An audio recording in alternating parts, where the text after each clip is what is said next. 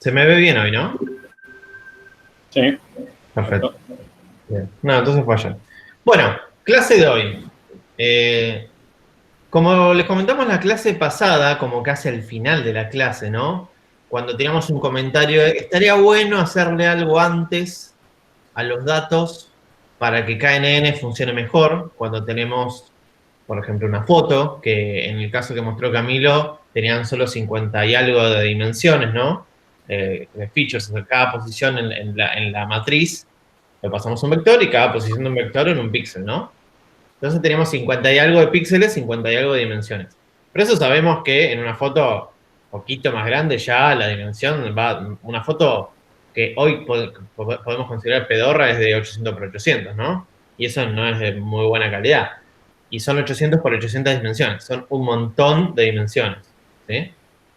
Y ahí empezamos a tener un problema donde tenemos demasiadas dimensiones y muchos, por no decir casi todos los algoritmos que vamos a ver empiezan a luchar con el tema de las dimensiones. Y comentamos la clase pasada que estaría bueno tener algo que nos ayude en esto, de laburar de algo mágico, que ahora los chicos van a ver que no es mágico, pero algo mágico, que nos pase de este mundo muy grande, muy grande, muy grande de variables y dimensiones, a algo más chico, sin perder lo que sería la información o la utilidad, ¿no? Porque si yo, por ejemplo, digo, sí, no sé, descate solo con el 10%, ¿no? Así de la nada random. Eso por ahí hace un desastre, porque perdemos todo tipo de información. Pero habría una forma inteligente de achicar esas dimensiones. ¿Cómo podríamos hacer? ¿Cómo podríamos hacer, Juan? Oh, sabes que justo iba a hablar de eso. A ver. Tenía acá preparado unos slides.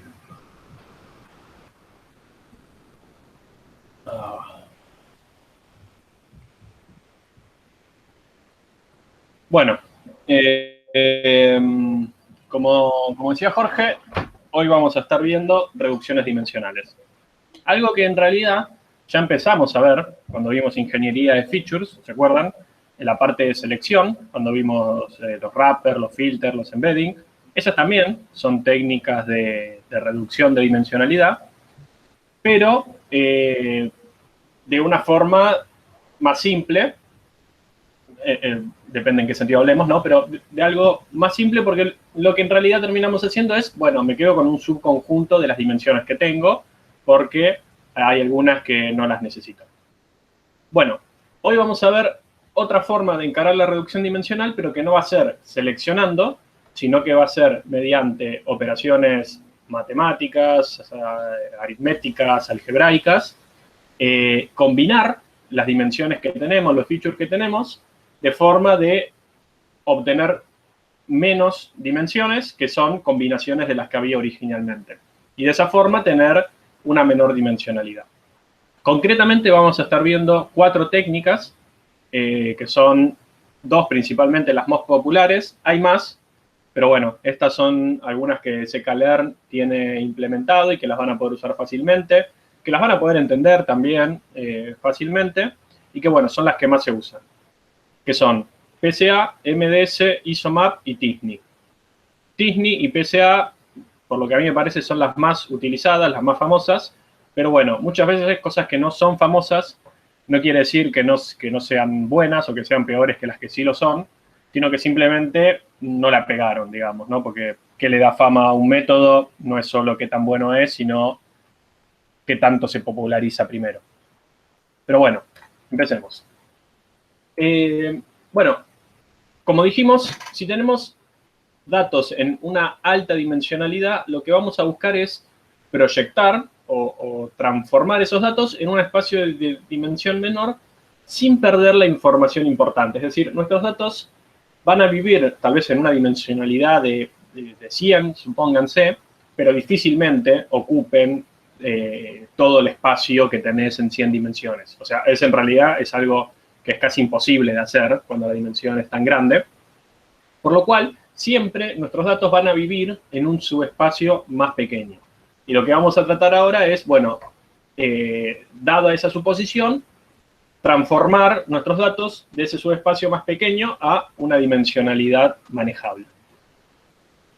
Existen principalmente dos formas de reducir la dimensión, como les dije. Una es seleccionando variables, que es lo que ya vimos en ingeniería de features, y otra es transformando las variables originales, de forma lineal o no.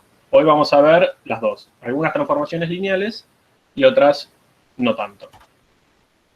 Y lo que queremos es, siempre que reduzcamos, conservar algún tipo de propiedad de optimalidad. Es decir, dada alguna métrica, porque bueno, ¿qué es que conserve la información? ¿Cómo puedo decir que algo conserva la información? Bueno, hay distintas formas de medir eso y bueno, cada reducción encara por distintas métricas. ¿Para qué es que hacemos las reducciones? Bueno, un poco lo charlamos. Es para poder visualizar los datos. Si tenemos algo en dimensionalidad gigante, no vamos a poder visualizarlo por más creativos que nos pongamos con los gráficos. Para sacar el ruido, muchas veces se pierde información, pero en realidad es información que eran outliers, es decir, no sé, tal vez cosas atípicas que no nos interesa analizar, o tal vez era simplemente ruido al generar nuestro dataset. Se filtró ruido en nuestros datos, como pasa casi siempre, y bueno, muchas veces, aplicando reducciones dimensionales, eliminamos ese ruido. Regularizar los datos, es decir, llevar nuestros datos a unas mismas escalas. Para comprimir la información, muchas veces, si una imagen, por ejemplo, que está en 800 por 800, la llevamos a 800 por 3, estamos reduciendo el tamaño un montón, y eso llevado a un video, por ejemplo, puede ser algo muy útil para transferir unos archivos, por ejemplo. Bueno, para reducir el cómputo de los modelos, si nosotros a un modelo le damos un dataset de dimensión 2 en vez de dimensión 2 millones, el dataset va a andar mejor, va a entrenarse más rápido, no me va a explotar la RAM, va a predecir más rápido, va a tender a funcionar mejor, acuérdense, también va a generalizar mejor. Bueno, y más motivos, ¿no? Estos son tal vez los más comunes o más conocidos. Bueno, este es un ejemplo de cómo sería una reducción, ¿no? Cuando el planeta Tierra, sabrán, es redondo y es tridimensional, y cuando nosotros vemos un mapa de la Tierra, tiene 2 dimensiones nada más. Bueno, esto es una reducción dimensional. Pasamos de 3 dimensiones a 2 y explicamos más o menos lo mismo. ¿Hay alguna pregunta? No, no era un chiste mío, sorry. Ok. Bueno, empecemos con PSA, que es análisis de componentes principales o Principal Component Analysis en inglés. La idea de este método es, dada una variable o un conjunto de variables de p dimensiones, buscamos un conjunto de proyecciones lineales y ortogonales de X, donde las proyecciones estén ordenadas de forma decreciente según su varianza. Bueno, a ver, esto es un resumen en el cual ya hay un montón de conceptos. Proyecciones ortogonales quiere decir, como cuando hacemos mínimos cuadrados, no sé si lo tienen del todo claro, no importa, ahora lo vamos a ver, y que estén ordenadas de forma decreciente según su varianza. La varianza, acuérdense, es qué tan dispersos están mis datos. Y esa, ahora vamos a ver, es una de las métricas más importantes para PSA, porque es la métrica que para PSA nos dice cuánta información estamos conservando al reducir nuestros datos. Un pequeño comentario, una boludez, ¿no? Acuérdense que uno de los métodos de selección de columnas, ¿sí? De una columna en sí, era por la varianza. Si tenía varianza 0, ¿qué quería decir que tenía varianza 0? ¿Alguien me puede decir?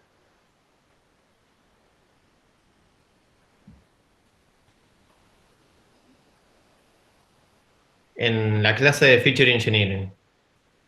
Igual esa pregunta no es fácil. Acá dice que todos los valores se apegan a la media. Tendrías que decir qué significa pegan. Igual fue un ejemplo muy chiquitito, ¿no? Que todos los valores son la media. Sí, bueno, ahí está. Que todos los valores tienen el mismo valor. O sea, cada una de las filas, ¿sí? Tienen el mismo valor. Por ejemplo, la edad es como si todos tuviesen 5 años, por ejemplo. ¿Hay cuánta varianza hay? ¿Cuánta variabilidad, por así decirlo, de valores tenemos en esa columna? Ninguna. ¿Qué información tenemos en esa columna si sabemos que son todos 5? Ninguna.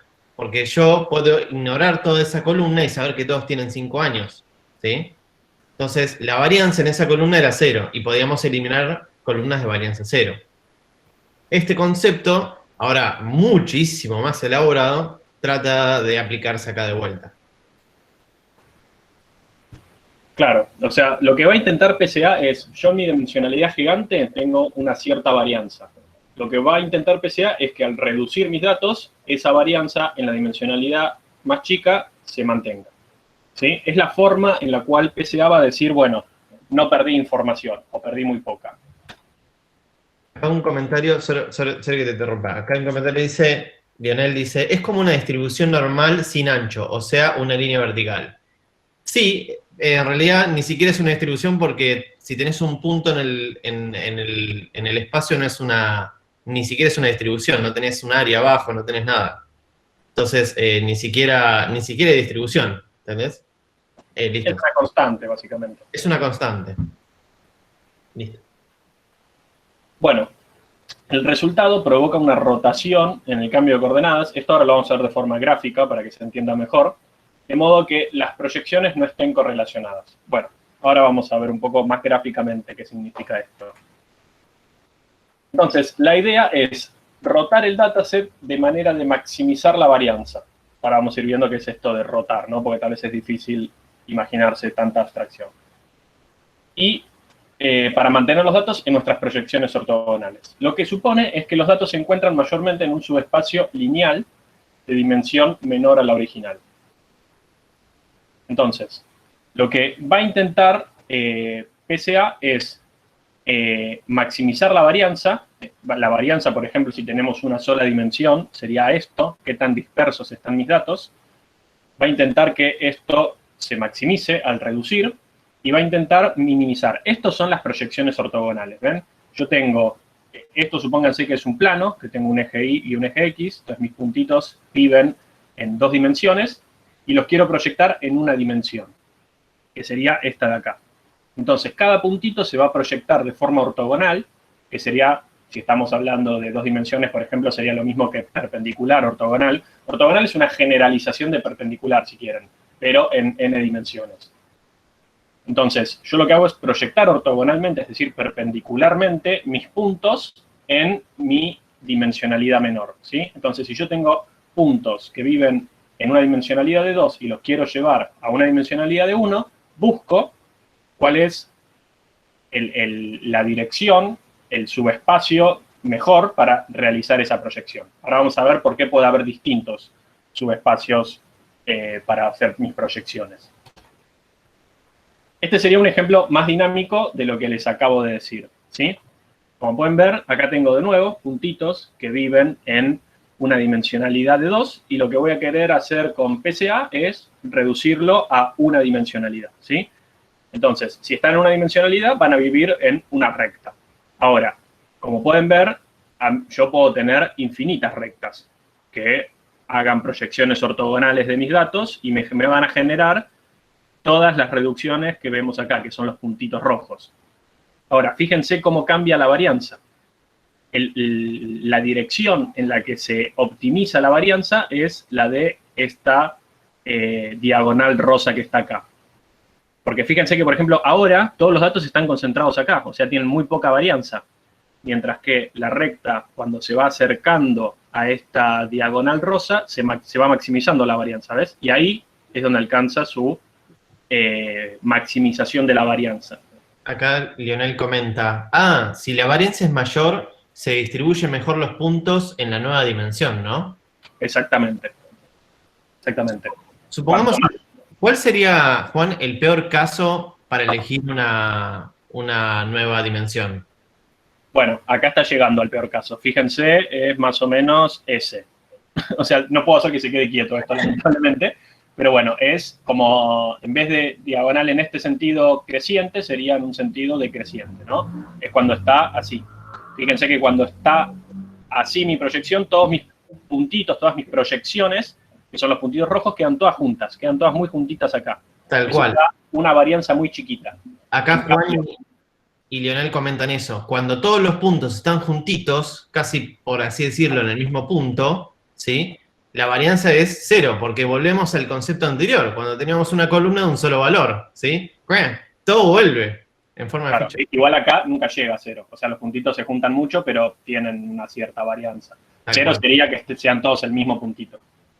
Pero bueno, entonces, esta dirección es la que maximiza la varianza y a la vez es la que minimiza las proyecciones ortogonales. Las proyecciones ortogonales son esas líneas rojas. Las menores sumatorias de proyecciones ortogonales está también en esta dirección. Yo podría mover también esta línea recta, que es la línea rosa, ¿no? La mejor. Yo podría moverla para acá o para acá, y ahí las proyecciones ortogonales que crecerían. O sea, para minimizar la proyección ortogonal yo tengo que centrarlo, o sea, mi recta tiene que estar en el centro de mis datos, y después tengo que buscar la mejor dirección. ¿Sí? Acá Fernando como que hizo una pregunta, pero la quiero reafirmar, ¿no? Que dice, ¿por qué sería el peor caso, ¿no? Ese donde todos los puntos están cercanos. Y yo lo veo como esto es, acá tenemos dos ejes, ¿no? X e Y. Pero yo quiero quedarme solo con uno. Sí, voy a tirar después el X e Y. Y quiero una nueva línea, sí, porque ahora la proyección va a ser solo en una línea y vamos a tener ahora una recta, vamos a pasar de 2 dimensiones a una. Yo quiero una recta que me permita seguir manteniendo la información. Si yo hago ahora la recta que está pasando ahora, ¿no? Que son todos casi en el mismo lugar, la información se pierde porque hay muchos puntos que van a colapsar, por así decirlo, en el mismo punto, o cercanos entre sí. Entonces la varianza, un proxy de eso es la varianza que nos va a dar menor.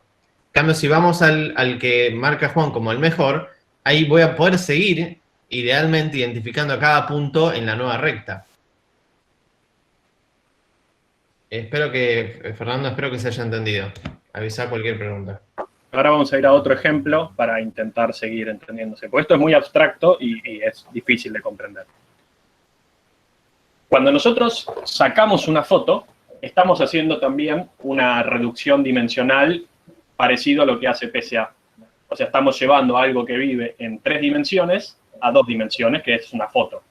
Ahora, supónganse que lo que a nosotros nos interesa es que en la foto se vea la cara de alguien, ¿no? Porque es la foto de un DNI.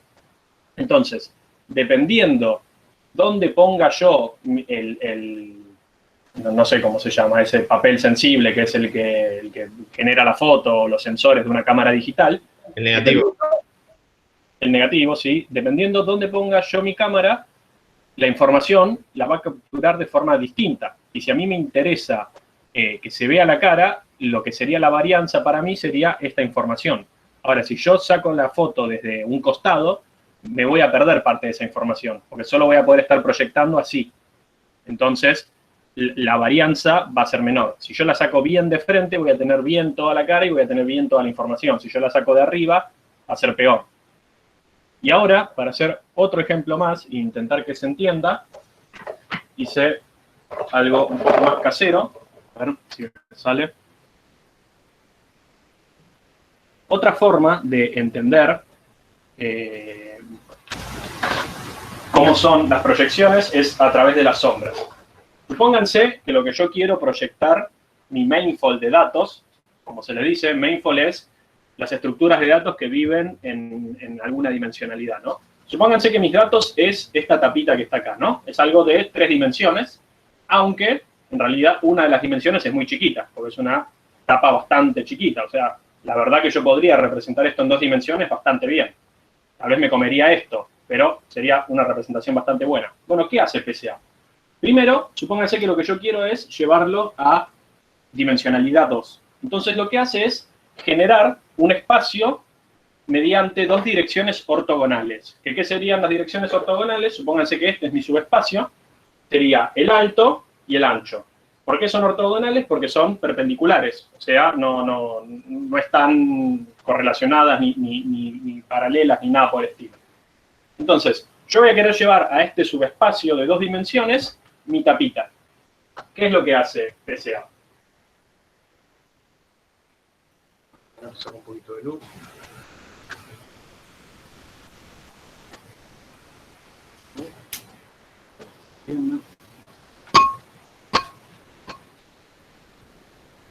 PCA, a ver si ahí se ve, Mm, A ver. ¿Se ve la sombra? Sí, un poco se ve. Voy a acercarlo un poquito. Esto en vivo sería mucho más fácil, ¿no? Pero bueno, uno tiene que adaptarse a la... Sí, se ve, se ve.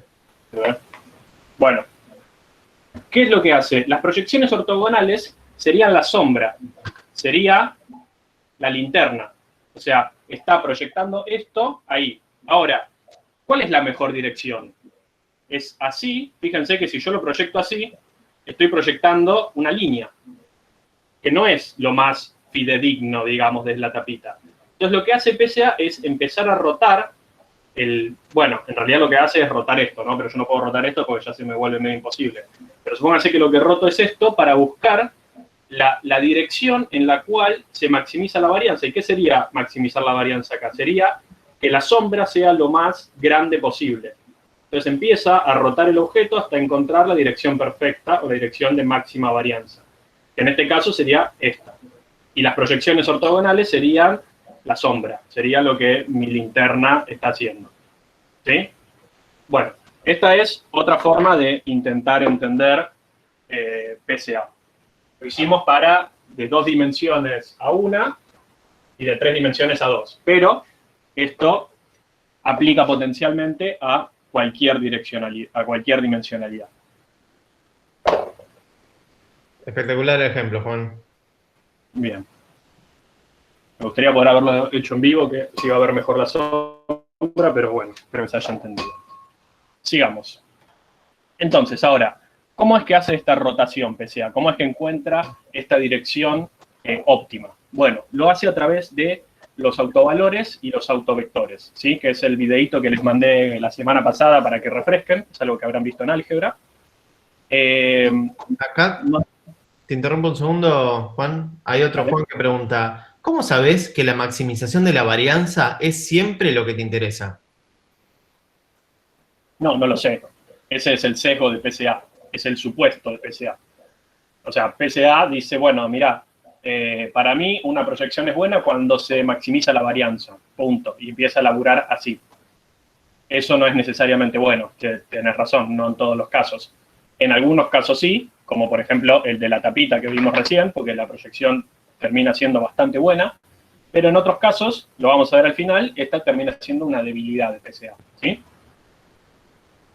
Bueno, entonces, la dirección en la que se maximiza la varianza, casualmente, es la de el autovector de mi matriz de covarianza. Vamos a ver, yo tengo mi set de datos, ¿no? Tengo n filas por p columnas. Lo que yo hago es, primero, calculo la matriz de covarianza.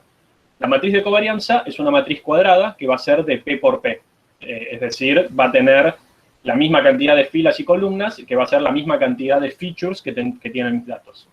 Esa matriz cuadrada lo que tiene en la diagonal es la varianza de cada feature, y en las celdas tiene la covarianza. La covarianza es cómo varían dos features a la vez. No importa tanto, ¿no? Pero bueno, lo que hago es, calculo mi matriz de covarianza y le calculo los autovectores y autovalores y autovectores a esa matriz. Y da la casualidad que el autovector cuyo autovalor es mayor es la dirección de mayor varianza. Vamos a verlo. Bueno, acá es lo que digo, ¿no? El orden de las que maximizan la varianza es el orden decreciente de los autovalores de cada autovector. Es medio un trabalenguas, pero vamos con otro ejemplo visual que siempre ayuda, ¿no? Acá justo aprovecho tu tiempo de cambio de diapo para preguntarte algo. Acá Lionel pregunta, la reducción que acabamos de ver, pues, ¿es única o puede haber varias? No, para PSA es única. PSA encuentra la dirección. A ver, vos sí podés, PSA te deja reducir, ponele que vos estás en dimensionalidad 50, podés hacer cualquier reducción de 50 a 1. Pero cada reducción va a ser la misma, no es un método heurístico, no es un método greedy, es un método determinista, te da siempre la misma reducción. PSA. Joya. Ahora, Bueno, vamos a otro ejemplo para intentar seguir, porque yo creo que la parte gráfica es lo que mejor hace entender este método. Supónganse que yo tengo estos datos, ¿no? Los datos son mis puntitos. Entonces lo que yo hago es calculo mi matriz de covarianza, ¿sí? Que créanme que es esto de acá, donde esto es la varianza en esta dirección, no, perdón, en el eje X, esto es en el eje Y, y estas son las covarianzas. Bueno, yo a esto le calculo los vectores propios o autovectores y los correspondientes valores propios o autovalores. Cada uno lo que me da es la dirección. Este 2, 1 es este vector de acá, que está estirado debido a su autovalor. Y este otro de acá es esta dirección de acá, o sea, el menos 1 es acá menos 1 y el 2 está acá. Bueno, estaría bueno que tengan las escalas, pero bueno, es lo que se pudo. Y entonces, ustedes pueden ver que efectivamente el autovector de autovalor máximo es la dirección en la cual se maximiza más la varianza. Y la otra dirección, que a la vez es ortogonal, que es esta de acá, tiene una menor varianza. Ustedes pueden ver que los datos se distribuyen más en esta dirección que en esta. ¿Sí?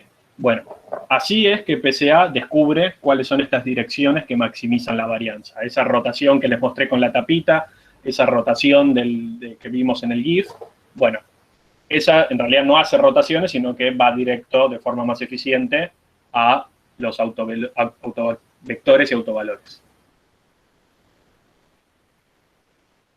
Bueno, obtenidas las componentes principales, nos quedamos con las n componentes que mayor varianza expliquen. Muchas veces nos va a pasar que tal vez quedándonos, por ejemplo, teníamos dimensionalidad 50, nos quedamos con 3 dimensiones, y eso ya, por ejemplo, puede explicar el 95% de la varianza. Entonces, muchas veces hacemos una reducción enorme manteniendo mucha varianza. Eso va a ser a piacere de quien esté usando el método. Y otra cosa interesante que tiene PCA es que podemos proyectar, podemos llevar nuestros datos de la dimensionalidad grande a la chiquita y después podemos volver.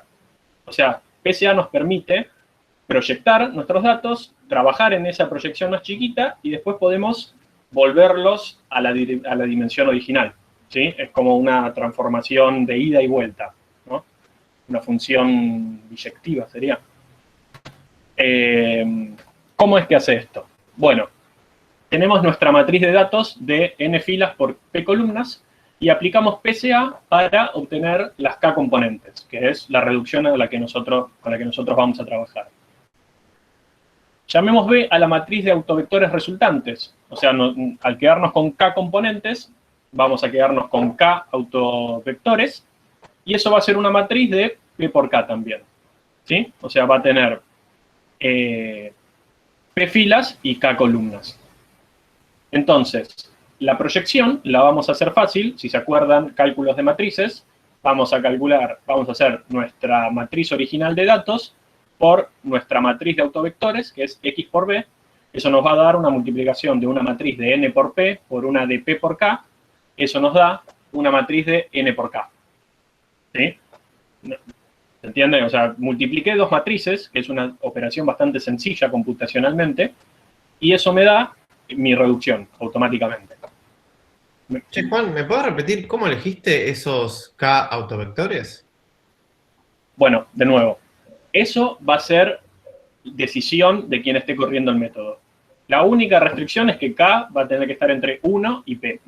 ¿Sí? Mayor o igual. Mayor o igual a 1, menor o igual a P. Y dentro de todos esos P, digamos, ¿qué criterio usás para elegir a los K? Bueno, yo voy a tener, el primero va a ser el que mayor varianza explica, supónganse 30%. El segundo va a ser el segundo que mayor explica, 20%. Si yo me quedo con los dos primeros, voy a explicar la sumatoria. O sea, voy a estar explicando el 50%, voy a estar conservando, cuando digo explicando es conservando, el 50% de la varianza.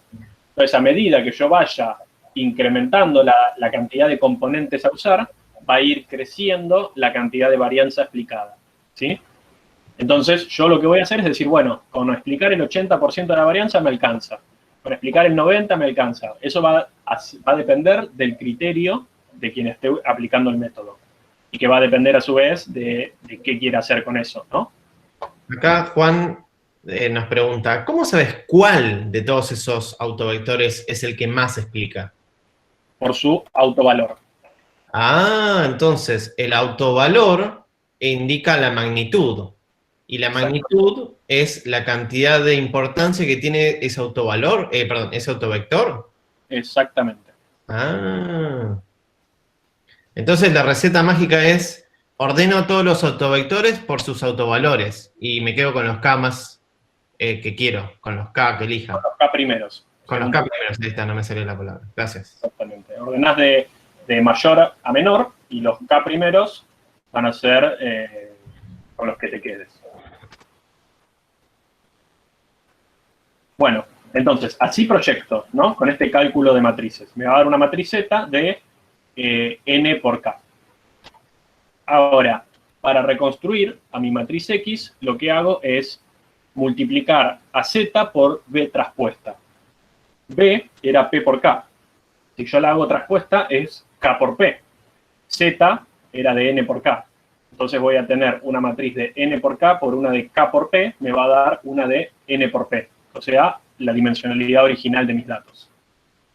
Ahora, si la varianza abarcada por mis K autovectores no es 1 o 100, entonces la reconstrucción no va a ser perfecta, porque voy a haber perdido datos al reducir, ¿sí? Acá tenemos un ejemplo gráfico, ¿sí? Yo tenía originalmente estos datos, ¿sí? Están en 2 dimensiones y mediante PCA voy a querer reducirlos a una dimensión.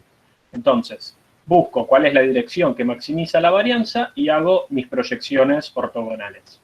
Eso me va a dar esta proyección de acá, ¿sí? O sea, pueden ver que es una sola dimensión y ahora todos los puntitos que antes estaban viviendo en 2 dimensiones ahora están viviendo en una, ¿sí? Fíjense que lo que perdí es la varianza en esta dirección. Me quedé solo con la varianza en esta dirección. Entonces, si yo ahora desde acá quiero reconstruir mis datos, perdí la información que estaba acá. Entonces, mi reconstrucción me queda algo como esto. Esto está de nuevo en 2 dimensiones, pero pueden ver que no es lo mismo que esto. Porque perdí la varianza en esta dirección al conservar solo esta dirección. ¿Sí? O sea, yo puedo reconstruir mis datos, pero dependiendo cuánta varianza haya conservado, que también pueda reconstruirlos después. Te hago una pregunta que me quedó en el tintero. Otro Juan dice, che, ¿cómo podés calcular el porcentaje que explica a partir de los K autovectores que te quedaste?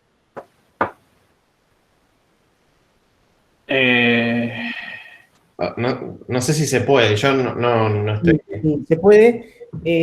Lo que tenés que hacer es agarrar los autovalores de todos los autovectores y, digamos, toda tu energía, la llamamos energía, sí, se dice energía, digamos, o se dice potencia, digamos, es la suma del cuadrado de todos los autovalores. Entonces esa es toda la energía.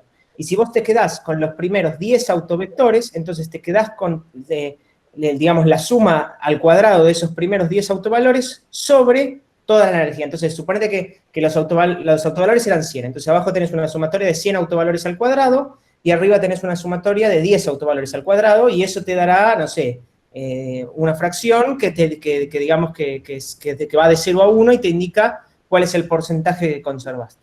Esa sería la manera de... Sería algo así como la proporcionalidad del autovalor respecto a la suma de todos los autovalores.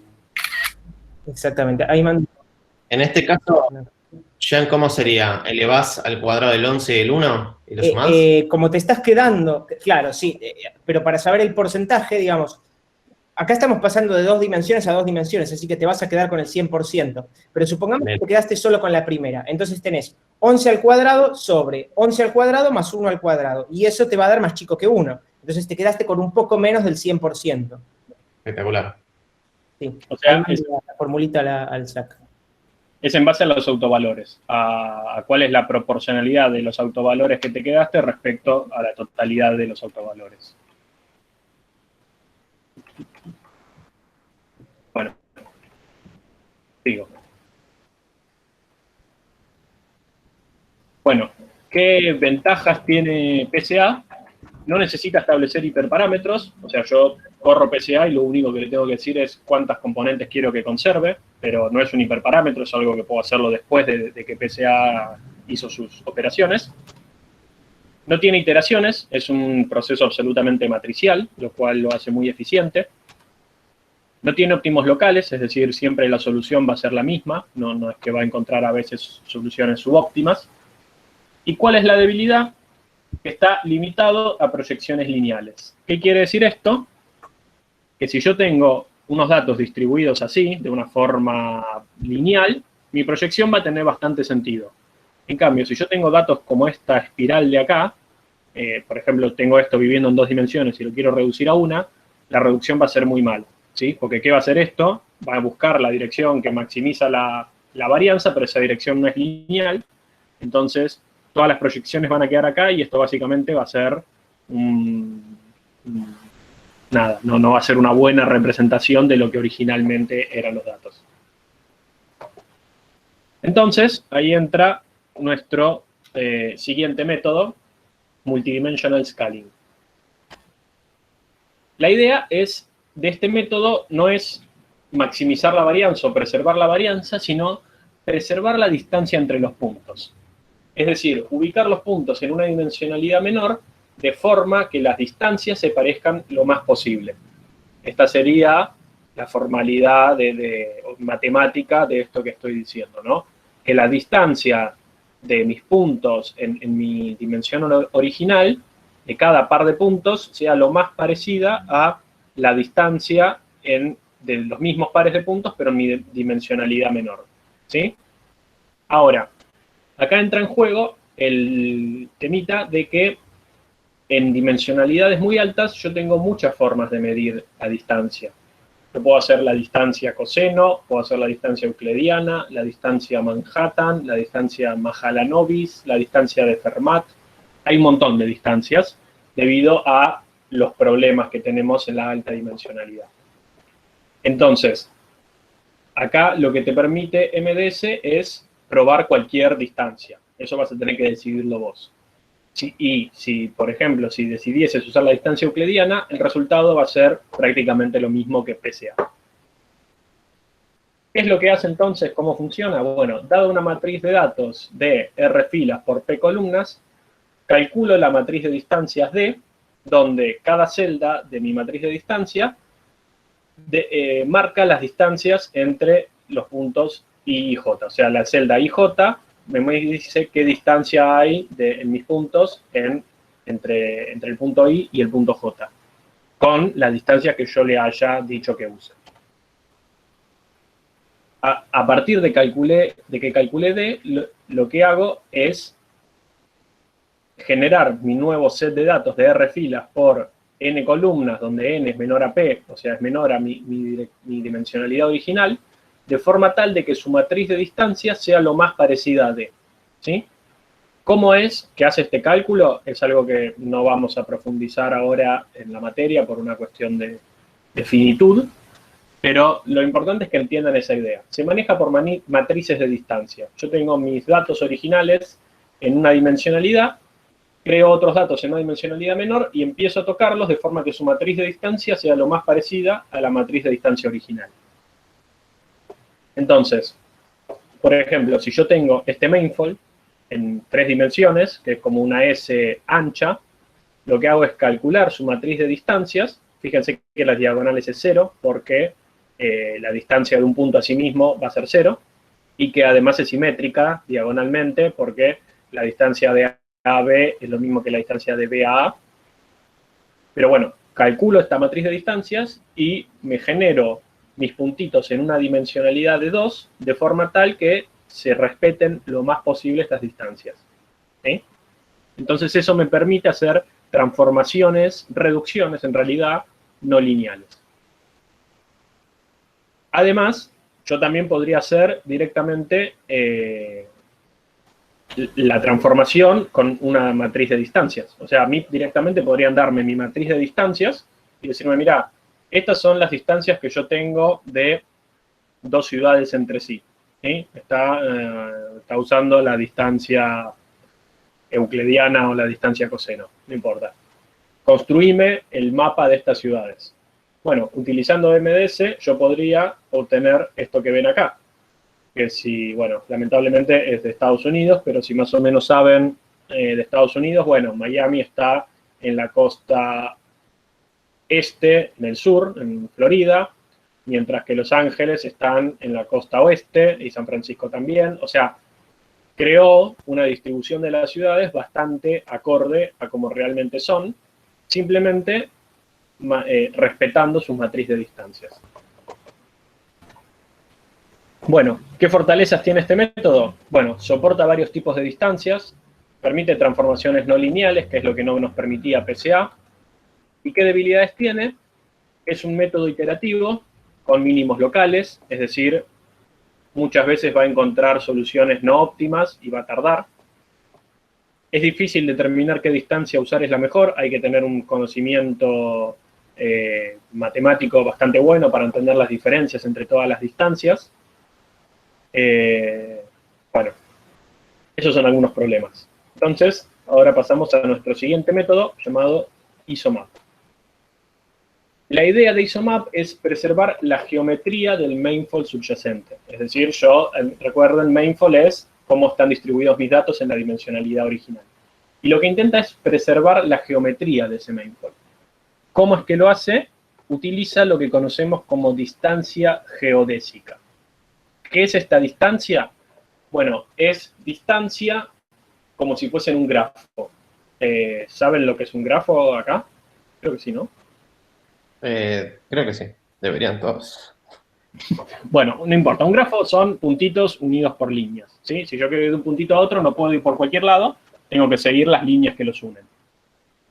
Entonces, lo que hace es, dado mi mainfold de datos, supónganse que es este rulo ancho de acá, lo que intenta hacer ISOMAP es, en vez de que la distancia entre este punto y este punto de acá sea esta línea punteada, lo que quiere ISOMAP es que la distancia sea a través del mainfold. Es decir, si yo quiero ir de acá a acá, no voy en línea recta, sino que tengo que ir por donde viven mis datos, ¿sí? Entonces, ¿cómo hace eso? Crea un grafo en base a vecindarios. O sea, agarro este puntito, me fijo qué vecinos tiene cerca y los uno, y así hago con todos los puntitos. Eso me da un grafo. Entonces, si yo quiero ir de acá hasta acá, tengo que ir moviéndome por los vecinos que tengo hasta llegar al puntito. Entonces, mi reducción dimensional termina siendo este grafo en una distancia más corta, de forma tal que se respeten las distancias geodésicas. ¿Cómo sería esto? Primero tengo que determinar los vecinos más cercanos de cada punto para ir construyendo mi grafo. Mi grafo lo construyo de forma local. Veo cada puntito, me fijo qué hay alrededor y digo esos son sus vecinos, y en mi grafo pongo el puntito ese, lo uno con aristas a sus vecinos. Así construyo mi grafo de vecindad. Se conectan todos los vecinos, cada eje con una longitud, o sea, son grafos pesados. Esto quiere decir que las aristas tienen un peso, que es la distancia euclidiana entre los puntos. Y después computo el camino más cercano en mi grafo de un punto a otro. Para eso, no sé si lo vieron, pero ya lo verán en algún momento, hay distintos algoritmos. El más conocido es el de Dijkstra, que bueno, lo que hace es, dado un grafo, te encuentro el camino mínimo. Y lo que hace entonces es, tengo mi mainfold, construyo mi grafo, veo las distancias, ¿y qué tengo entonces? Mi matriz de distancias. Y ahí lo que hace es MDS. O sea, ¿se acuerdan? MDS usa cualquier distancia que vos le pongas. Bueno, ISOMAP lo que hace es crear una distancia especial que es geodésica, que es distancias en un grafo. Entonces crea el grafo y dice que la distancia es lo que tiene que recorrer en ese grafo. Entonces es como una adaptación de MDS que lo que busca es preservar la geometría de mi mainfold. ¿Qué fortalezas tiene esto? Bueno, mantiene la estructura del mainfold, porque justamente es lo que busca. Permite también transformaciones no lineales. ¿Y qué debilidades tiene? Bueno, tenés que determinar cuántos vecinos querés que mire, que en la práctica vamos a ver, eso puede generar resultados muy distintos. Y es sensible a outliers y a ruido. O sea, a ver, ningún método va a ser perfecto, ¿sí? No es que va a llegar el método al final de la clase y le decimos, bueno, y este método está todo bien y anda bárbaro siempre. No, todo tiene sus pros y sus contras. Y bueno, para el último método, los dejo con Jan. Olis, bueno, ahí voy a compartir.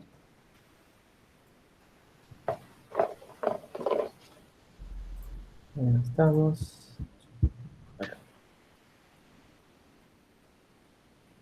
Bueno, vamos a ver el método de TSNE o TSNE, que significa T-Distributed Stochastic Neighbor Embedding. Ya vamos no sé si lo dije, vamos a desarmar esto. Bueno, primero vamos a hablar un poco de la motivación que tenemos para este algoritmo. Nosotros venimos de ver algoritmos que digamos que lo que nos permiten hacer es pasar de... Esto está al revés, ¿ok?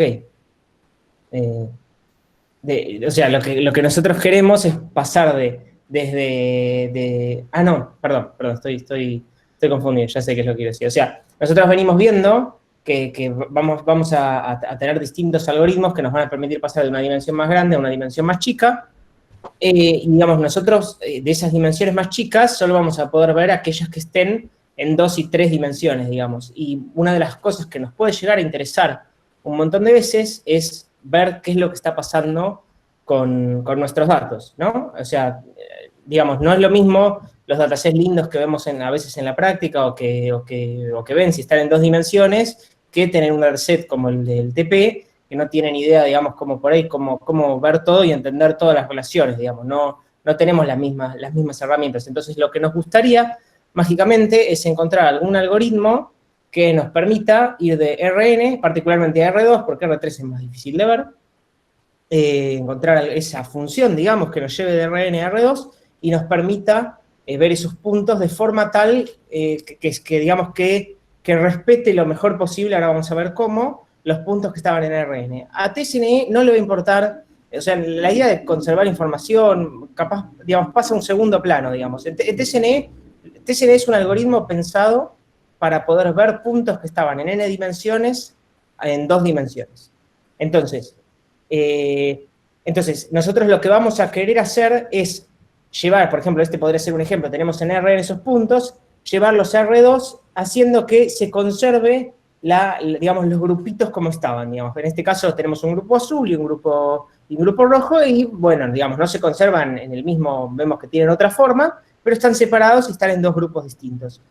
Entonces, bueno, uno podría preguntarse, ¿qué tal si usáramos PCA para hacer esto, ¿no? Y, digamos, para poder verlo claramente, y de todas formas ya vieron algunos de estos ejemplos, vamos a ver qué es lo que pasa si usamos PCA para pasar de 2 dimensiones a 1 dimensión, por ejemplo, ¿no? Entonces esa sería nuestra componente principal y logramos pasar a 1 dimensión, ¿no?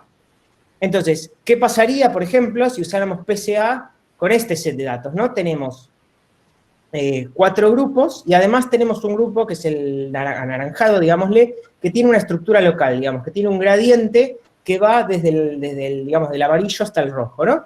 Y si nosotros aplicamos PCA, lo que nos vamos a encontrar es que digamos, que hace eso, y eso es porque, como bien dijo Juan, digamos, PCA no es bueno con las no linealidades, quizá algún otro algoritmo sí, para este ejemplo ande bien, pero bueno, otra de las cosas que querríamos conservar es también la estructura local, o sea, no solo separar los grupos, estos que vemos de distintos colores, sino también dentro de un mismo grupo separar a la estructura local como la teníamos, digamos, a cómo venían ordenados, por decirlo de alguna forma. Ahora vamos a ver más ejemplos, ¿no? Entonces, esto no está bueno, me olvidé que estaba en... Bueno, entonces, no sé si alguien, Jorge, confío en que estás...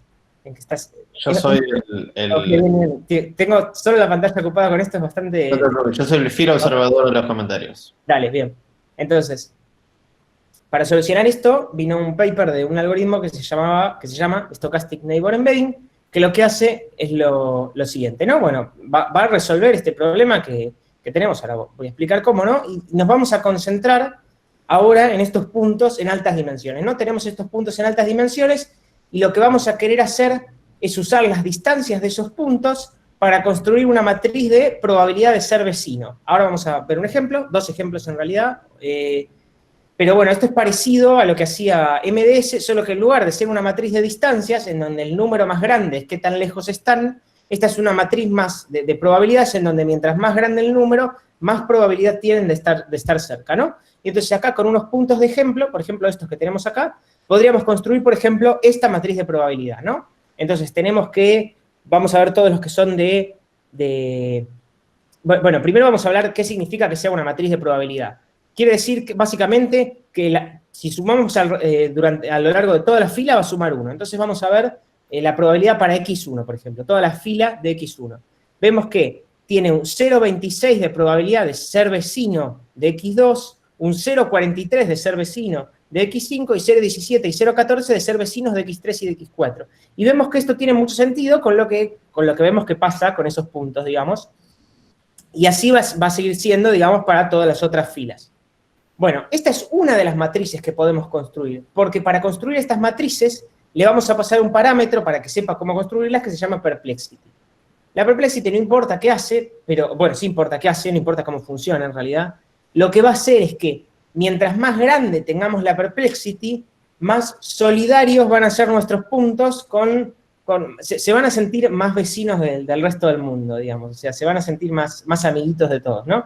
Entonces, si le ponemos, por ejemplo, perplexity 2 y vemos ahora la fila del X1, vemos que ahora X3 y X4, que antes tenían probabilidad 0,17 y 0,14, tienen probabilidad 0,21 y 0,19.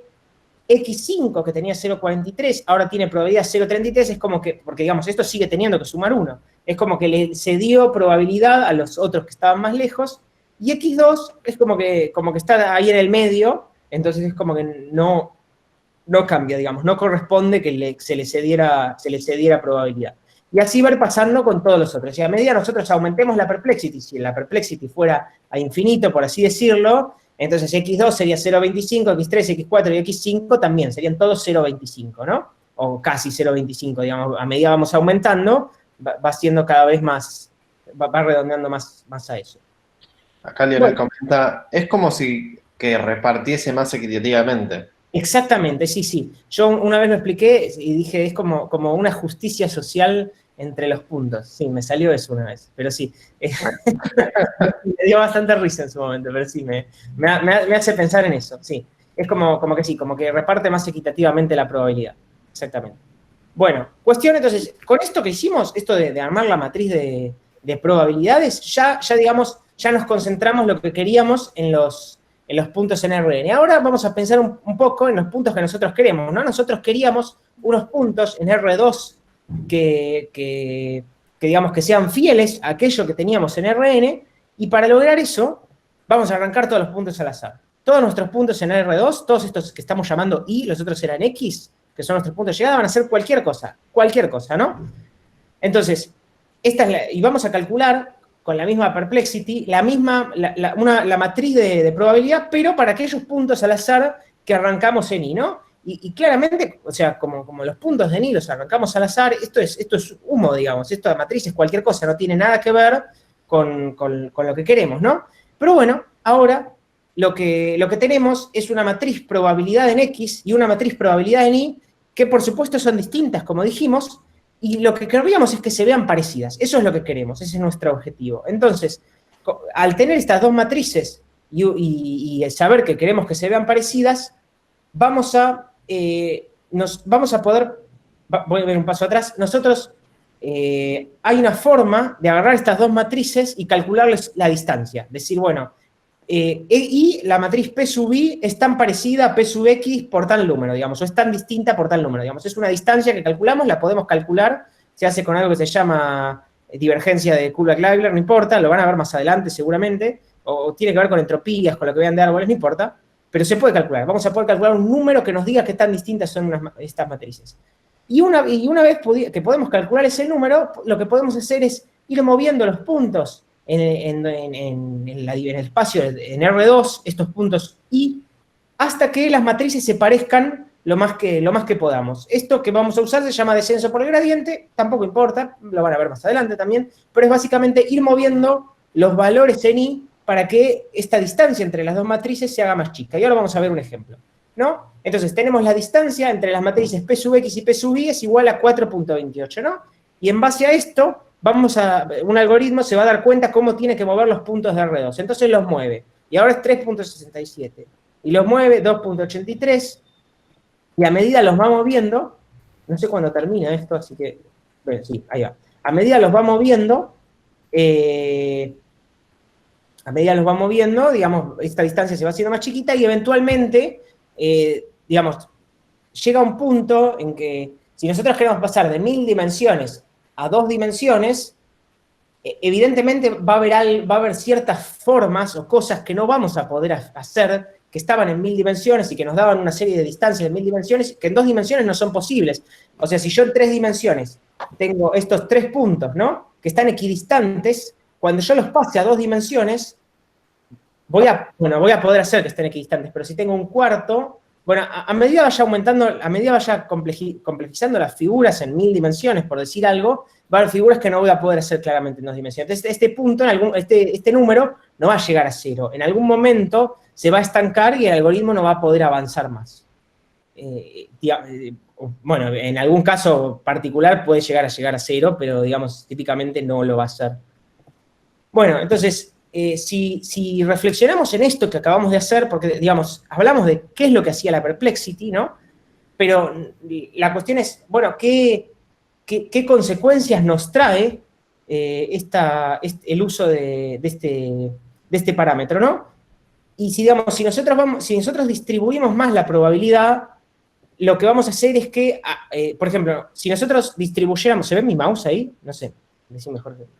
Podés usar el puntero, el modo puntero que tiene el pasador. Ahora igual van a jugar después con TCN, ¿no? No, cuando pones... Ahí está, puntero, ahí está. Bueno. Aprovecho tu momento para hacer una pregunta que Lionel tiene, que dice, cuando reducís las dimensiones, generalizás más, ¿no? Es como, puede generalizar más o puede hacer cualquier cosa. Claro, o sea, suponete que yo reduzco 1000 dimensiones a una dimensión. Claro, o sea, básicamente arruiné los puntos que tenía, por decir algo, si las 1000 dimensiones eran significativas. Entonces ahí, digamos, generalizar en sentido aprendizaje, quizá no voy a poder aprender nada, digamos, es como que... Pero en cambio, si tengo mucho ruido en muchas dimensiones y reduzco dimensiones y eso me saca el ruido, entonces sí voy a poder aprender mejor y generalizar mejor. Es una buena respuesta, me gusta. Sí, bueno, cuestión, o sea, si yo la Perplexity, supongamos que la Perplexity la pongo muy chica, entonces este punto que está acá, cree, este rojito, bueno, voy a elegir uno que no se superponga en el puntero, este violeta que está acá, no va a creer que estos son sus vecinos, porque no conoce su color, el color lo pinté yo, no tiene nada que ver con la posición del punto. Entonces, este va a creer que los otros no son sus vecinos, y lo que vamos a ver es que este que está acá se va a separar un montón más de estos tres, o va a quedar directamente, completamente separado.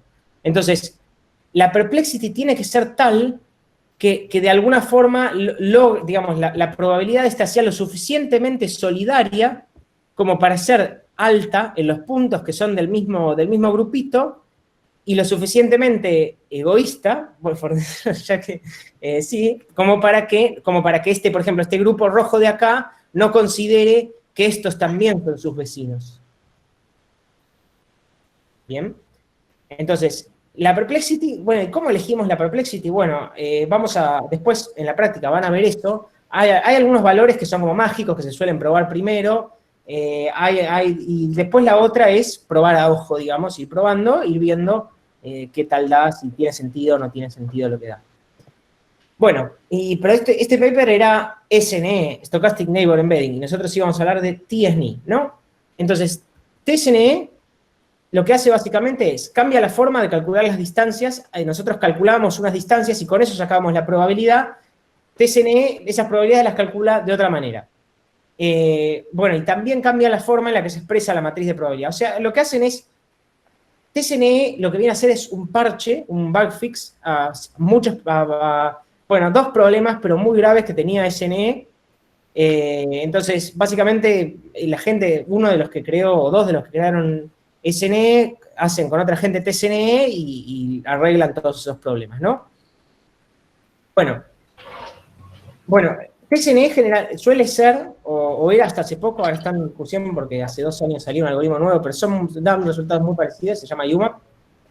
Suele ser de lo mejor para visualizar datos. Conserva las estructuras no lineales globales y locales, esto digamos, de conservar no solo los grupitos del mismo color, sino también cómo se agrupaban dentro del mismo color. Esto ya no lo resalté, pero acá en este caso vemos que también conservan el gradiente que teníamos acá, que es lo que vamos a querer.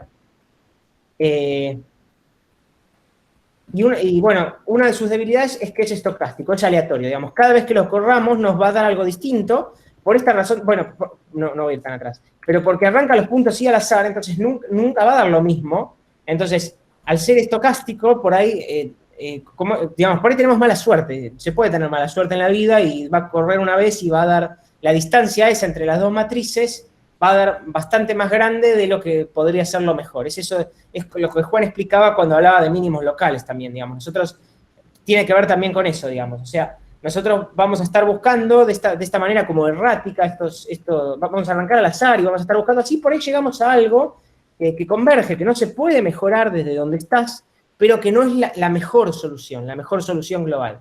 Entonces, lo que se recomienda para parchear eso es correrlo varias veces hasta que esa distancia te dé lo más chica posible. TCNE lo que va a hacer es va a correr y te va a devolver los puntos nuevos y te va a decir cuál fue la distancia entre las dos matrices y vos vas a poder ver, digamos, elegir la corrida que tenga menor distancia, ¿no? Si 500 corridas están en la misma distancia, en realidad tarda bastante TCNE. Si 3 corridas, 5 corridas están en la misma distancia, ya está, no sé, depende de qué tantas ganas tengas de probar, ¿no?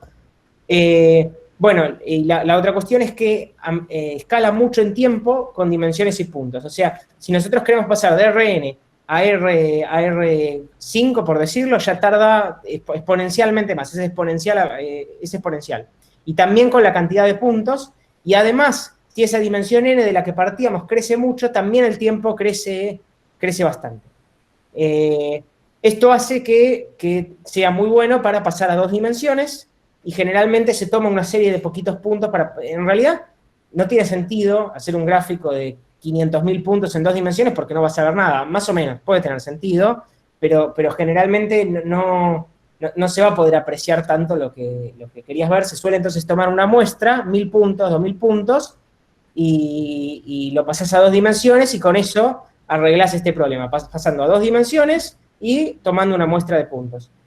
Y el otro problema que tiene, que es que digamos que lo termina como condenando a usarse solo para visualizar, es que no se puede usar para nuevos puntos. Esto quiere decir, yo tengo pónganse que usamos los 500.000 puntos, a ver, tengo mis 500.000 puntos, los paso a 2 dimensiones y me encanta lo que veo en 2 dimensiones, y ahora entonces digo, bueno, usemos esto de generalizar, ¿no? En estas 2 dimensiones generaliza perfecto, me deshice de todo el ruido, anda lo más bien, digamos, sé que si quiero aprender algo en estas 2 dimensiones, o hacer algo en estas 2 dimensiones, me va a andar excelente. Entonces digo, bueno, voy a poner esto en producción para que cuando llegue un nuevo punto de n dimensiones, alguien va a traer un nuevo punto de n dimensiones, yo pueda entender eso en 2 dimensiones o hacer algo con eso en 2 dimensiones, ¿no?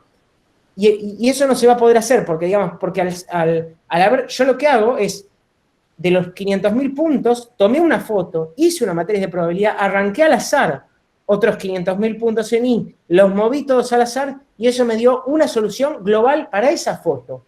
Cuando llegue un nuevo punto, ese proceso no se va a poder repetir porque tengo que correr todo de vuelta, tengo que agarrar los 500.001 puntos ahora, correrlos todos y tener el resultado con los 500.001 y agarrar ese uno que me interesaba. Es algo que no tiene sentido, por lo que no se puede usar para nuevos puntos, por lo que no se va a poder usar para usar algoritmos de Machine Learning, digamos, no va a tener sentido para usar algoritmos de Machine Learning, y además va a afectar, digamos, si nosotros decimos, bueno, voy a usarlo para entrenar algo de Machine Learning, la segunda vez que entrenemos, como TCNE va a dar otra cosa, el algoritmo por ahí va a andar mal. Entonces, no va a ser una buena práctica tampoco. Entonces, por eso es que TCNE es ideal, por sus fortalezas y por sus limitaciones. TCNE es el caso ideal para, tengo muchas dimensiones, n dimensiones, quiero pasar a 2 dimensiones y verlo.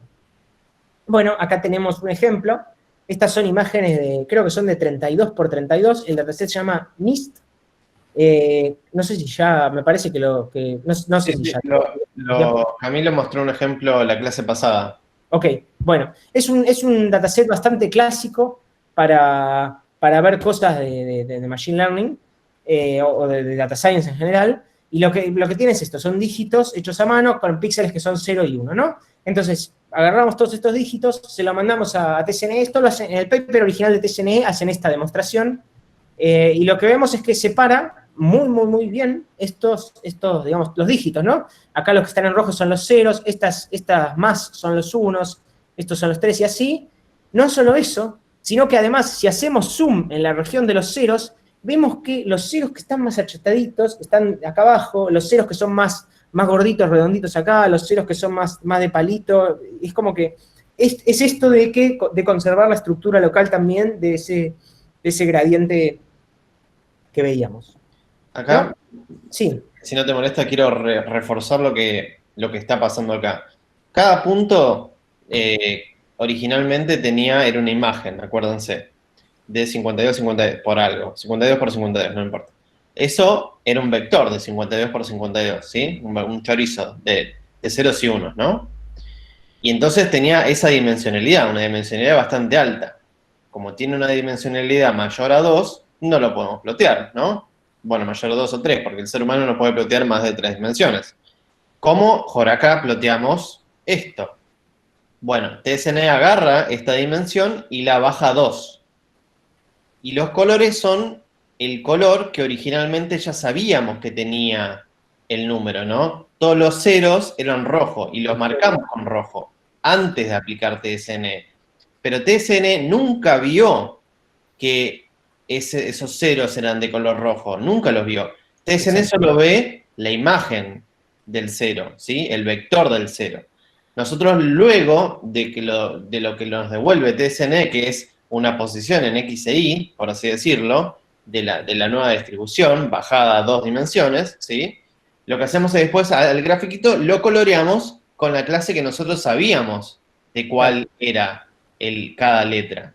Y corroboramos visualmente que todos los rojos están juntos, y que todos los verdes están juntos, que todos los azules están juntos, ¿sí?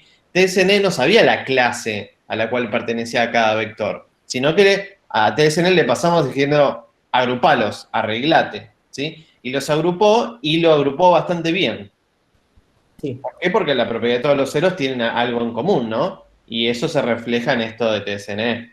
Entonces pasamos de 52 por 52 a 2 por 2. Perdón. Generalmente, ustedes, digamos, no van a necesariamente saber todo lo que hay que saber de estos puntos, porque si no, digamos, ¿por qué querrían explorar en 2 dimensiones y ver cómo se separan si ya saben cómo se separan, ¿no?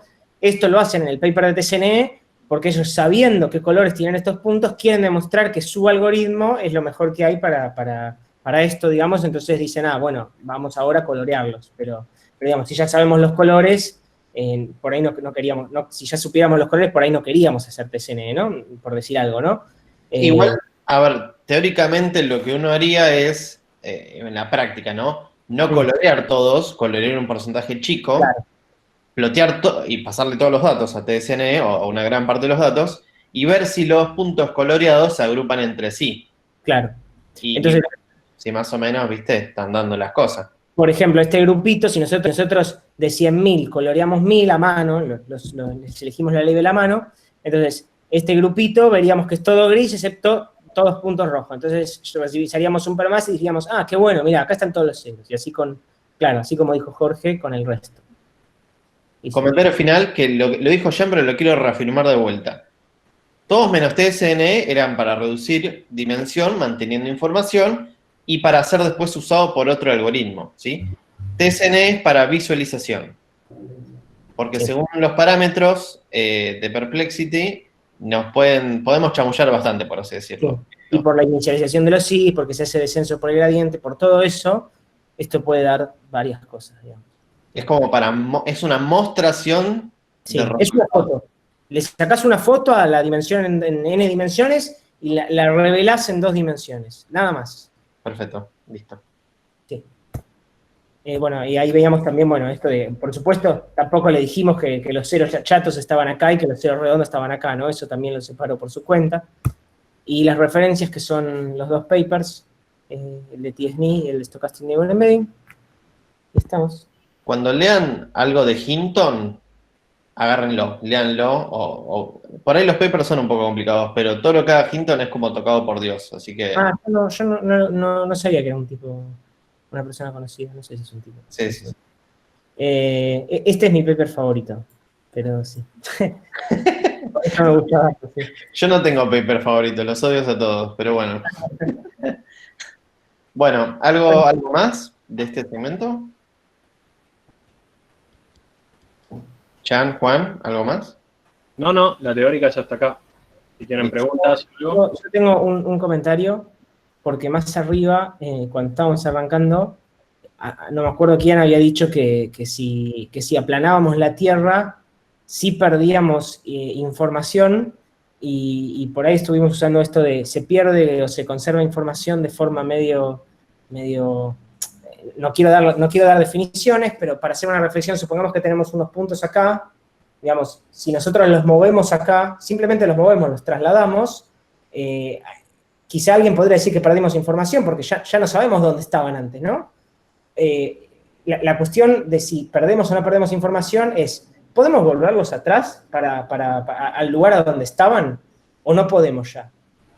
Es una cuestión de qué tan desasible son las operaciones que aplicamos y no de qué tan igual es lo que conseguimos del otro lado, ¿no? Porque claramente un mapa en 2D no es lo mismo que un mapa en 3D, pero si sabemos volver del mapa en 2D al mapa en 3D, digamos, capaz que no sabemos, ¿no? No sé, no habremos perdido información. Y viene por ese lado la mano, digamos. Una traslación no pierde información si sabemos volver. Era esa aclaración por las dudas, porque estuvimos hablando de conservar información, preservar información y nada. Yeah. Muy bueno, muy bueno. Bueno, dejamos 30 segundos para preguntas y de ahí cortamos 10 minutos para empezar la práctica. Así que pregunten ahora. Callen para siempre. No, mentira. ¿Alguien tiene alguna pregunta para cerrar en la teórica? Vamos. Son 26 personas. Alguno tiene que tener alguna pregunta.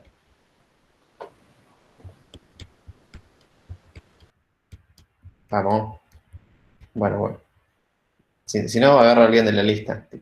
Re persecuta. Bueno. Si no quieren preguntar, no pregunten. Corto la grabación.